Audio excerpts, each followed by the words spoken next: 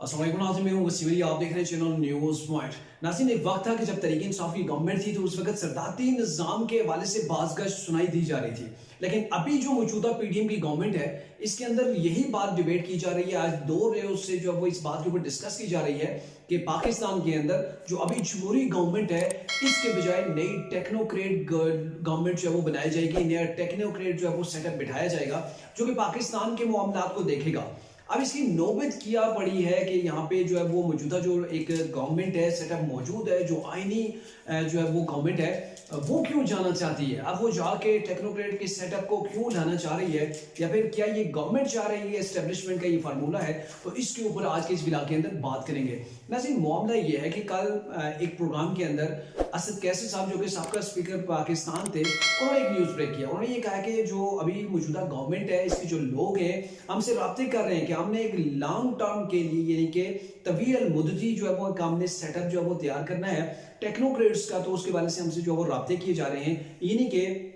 मौजूदा जो अब 2023 शुरू है समझे, तो इसके अंदर जब आगे अगस्त के बाद जो है वो जाके इलेक्शंस हैं, तो उन इलेक्शन को भी जो है वो आगे बढ़ा दिया जाएगा, टेक्नोक्रेट्स के सेटअप को बिठा दिया जाएगा। और जो पॉलिटिकल जो पार्टीज हैं जो अभी गवर्नमेंट के अंदर हैं या अपोजिशन के अंदर हैं, तो ये साइड पे हो जाएंगी, अपना होमवर्क करेंगी नेक्स्ट इलेक्शन के लिए, और टेक्नोक्रेट्स की जो है वो बिठा दी जाएगी सेटअप। अब क्या जरूरत आन पड़ी है कि टेक्नोक्रेट्स के जो सेटअप को जो वो यहाँ पे लाया जाएगा। और आपको ये बताते चलें कि ये गवर्नमेंट की जो है वो मेरे ख्याल में उन्होंने ये ऑफर किया है तहरीक इंसाफ को भी, क्योंकि कल जो खुर्रम दस्तगीर साहब हैं उन्होंने भी प्रोग्राम के अंदर कहा है कि हमने ऑफिशियली तौर पर तहरीक इंसाफ को ऐसा कुछ नहीं कहा है, क्योंकि आपको भी पता है कि बैकडोर चैनल्स के जरिए से तहरीक इंसाफ के साथ ये गवर्नमेंट के जो है वो राब्ते रहे हैं, और उन राब्तों के अंदर असद कैसर साहब भी रहे हैं। और असद कैसर साहब का ये कहना है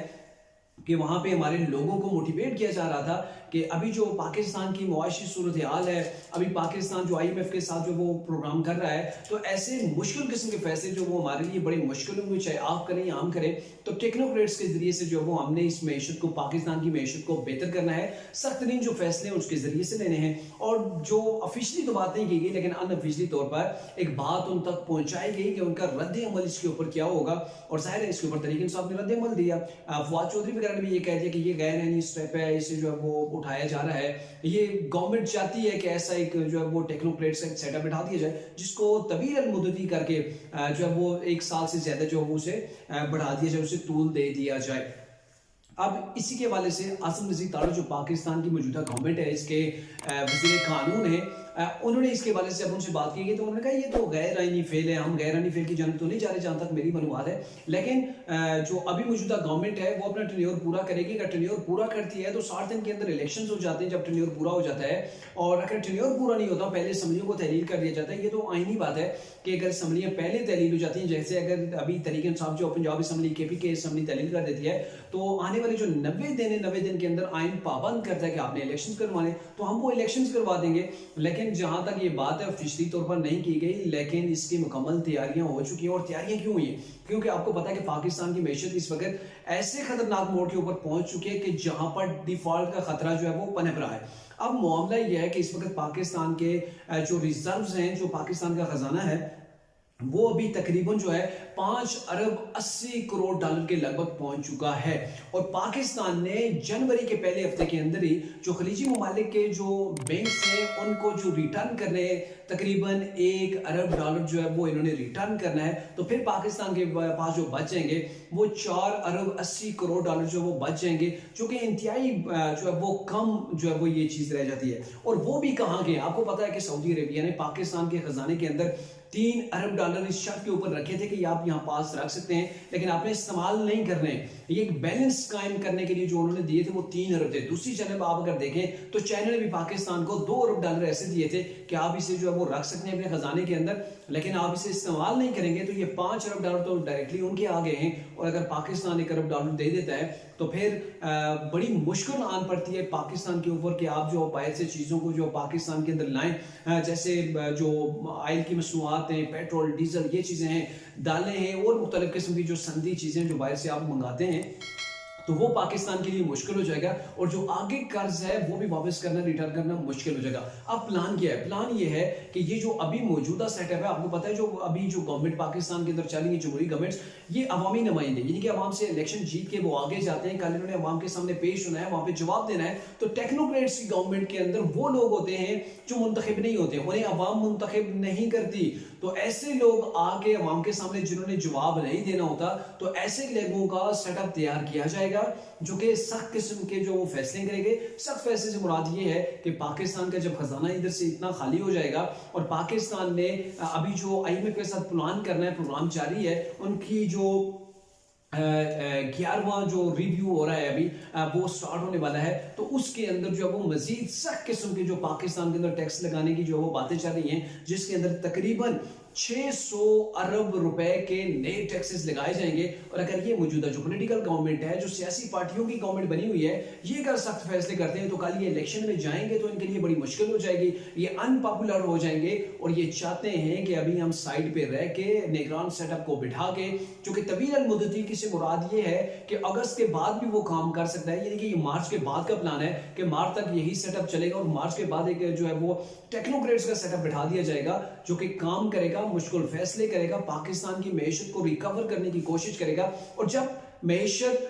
बेहतर हो जाएगी तो उसके बाद नए इलेक्शंस होंगे। उसके लिए कोई ये टाइम पीरियड नहीं होगा कि इन्होंने अगस्त के अंदर ही जाके ये जो है वो नए इलेक्शन करवाने या अगस्त के बाद जाके करवाने हैं। तो ये बेसिकली वो प्लान है जिसके ऊपर अमल करने की जो वो ये सोच रहे हैं। और अगर ये प्लान आ भी जाता है तो फिलहाल तो ये पीडीएम की जानब से आया है,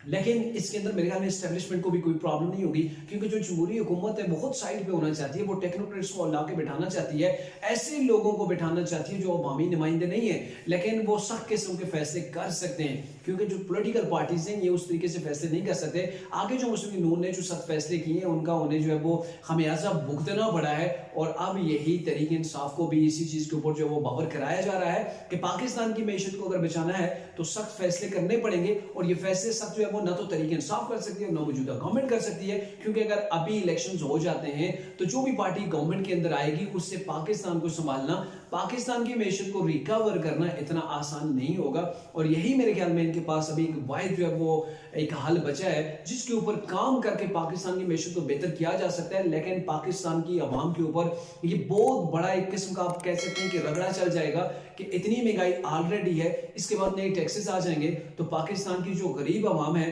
जिनके लिए 2 वक्त की रोटी रोजी जो मुश्किल हो चुकी है, उनके ऊपर एक बहुत बड़ी मुसीबत फिर से पड़ने वाली है। और ये जो आगे पहले भी जो इतने ज्यादा जो क्राइसिस हैं, चाहे एनर्जी की क्राइसिस हैं, जो अभी जो पाकिस्तान के अंदर गंदम की जो शॉर्टेज चल रही है, जिसकी वजह से आटे के रेट जो है वो इतने ऊपर पहुंच चुके हैं कि गरीब की तो बिल्कुल पहुंच से दूर हो चुके हैं। और अगर यही तवातर के साथ आगे बढ़ता है मामला तो पाकिस्तान की आवाम के लिए